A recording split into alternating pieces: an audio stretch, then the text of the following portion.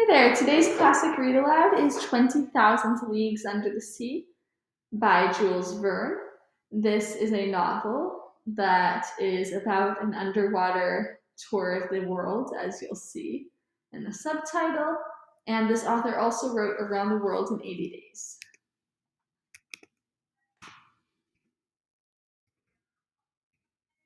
Chapter 1 A Runaway Wreath. The year 1866 was marked by a bizarre development, an unexplained and downright inexplicable phenomenon that surely no one has forgotten. Without getting into those rumors that upset civilians in the seaports and deranged the public mind even far inland, it must be said that professional seamen were especially alarmed. Traders, ship owners, captains of vessels, skippers, and master mariners from Europe and America, naval officers from every country, and at their heels the various national governments on these two continents, were all extremely disturbed by the business. In essence, over a period of time, several ships had encountered an enormous thing at sea, a long, spindle shaped object, sometimes giving off a phosphorescent glow, infinitely bigger and faster than any whale. The relevant data on this apparition, as recorded in various logbooks, agreed pretty closely as to the structure of the object or creature in question. Its unprecedented speed of movement, its startling locomotive power, and the unique vitality with which it seemed to be gifted. If it was a cetacean, it exceeded in bulk any whale previously classified by science. No naturalist, neither Cuvier nor Lasseted, neither Professor Dumeril nor Professor de Quatrefages would have accepted the existence of such a monster sight unseen, especially unseen by their own scientific eyes.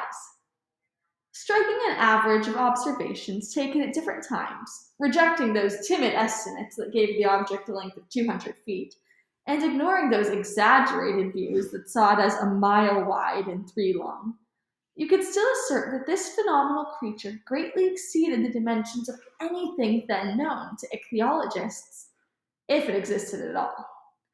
Now then, it did exist. This was an undeniable fact. And since the human mind dotes on objects of wonder, you can understand the worldwide excitement caused by this unearthly apparition. As for relegating it to the realm of fiction, that charge had to be dropped. In essence, on July 20th, 1866, the steamer Governor Higginson from the Calcutta and Burnock Steam Navigation Company encountered this moving mass 5 miles off the eastern shores of Australia. Captain Baker at first thought he was in the presence of an unknown reef. He was even about to fix its exact position when 2 waterspouts shot out of this inexplicable object and sprang hissing into the air some 150 feet.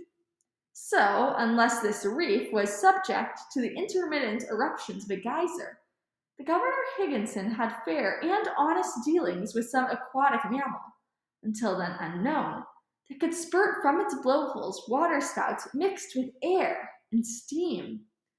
Similar events were likewise observed in Pacific seas on July 23rd of the same year by the Christopher Columbus from the West India and Pacific Steam Navigation Company.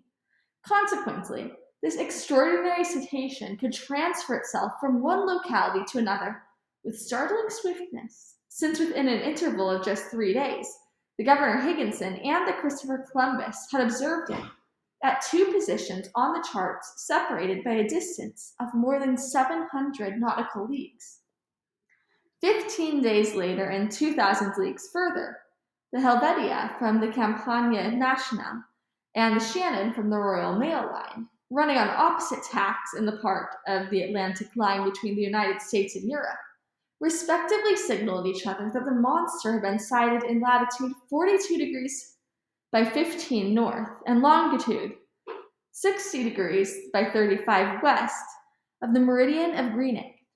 From their simultaneous observations, they were able to estimate the mammal's minimum length at more than 350 English feet. This was because both the Shannon and the Helvetia were of smaller dimensions, although each measured 100 meters stem to stern. Now then, the biggest whales, those rorqual whales that frequent the waterways of the Aleutian Islands, have never exceeded a length of 56 meters, if they reach even that.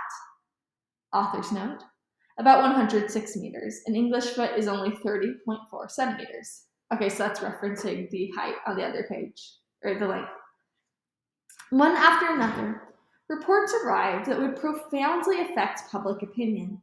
New observations taken by the transatlantic liner Pereire, the Inman line's Etna running afoul of the monster, an official report drawn up by officers on the French frigate Normandy, dead earnest reckonings obtained by the general staff of Commodore Fitzjames aboard the Lord Clyde. In light-hearted countries, people joked about this phenomenon, but such serious, practical countries as England, America, and Germany were deeply concerned. In every big city, the monster was the latest rage. They sang about it in the coffee houses. They ridiculed it in the newspapers. They dramatized it in theaters. The tabloids found it a fine opportunity for hatching all sorts of hoaxes.